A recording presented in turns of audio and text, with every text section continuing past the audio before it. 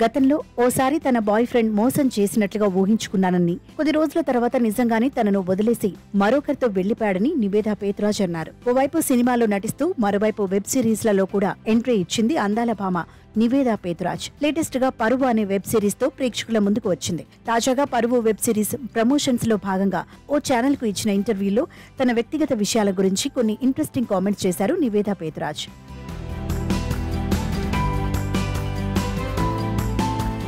తనకు మేనిఫెస్టేషన్ లాంటి ఓ ఫోబియా ఉందని, దాంతో తను ఆలోచించే విషయాలు కొన్నిసార్లు నిజమవుతున్నాయని చెప్పారు. తన చిన్నతనంలో తాతతో కలిసి బ్యాక్ యాడ్ లో వెతుకుతుంటే అమౌంట్ దొరికిందని, ముందుగానే ఊహించేదానినని, అనుకున్నట్టుగానే సరిగ్గా అలాగే జరిగి డబ్బులు దొరికేవని తెలిపారు.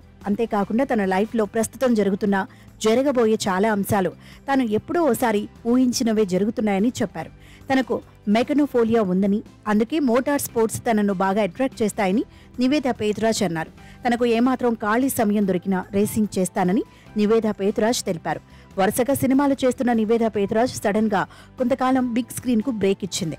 మళ్లీ తను యాక్ట్ చేసిన పరువు వెబ్ సిరీస్ తో ప్రమోషన్స్ లో భాగంగా కొద్ది రోజుల క్రితం రోడ్డుపై కారులో చేసిన రచ్చతో ఒక్కసారిగా మళ్లీ లైమ్ లైట్ లోకి వచ్చింది ముద్దుగుమ్మ నివేదా పేతురాజ్.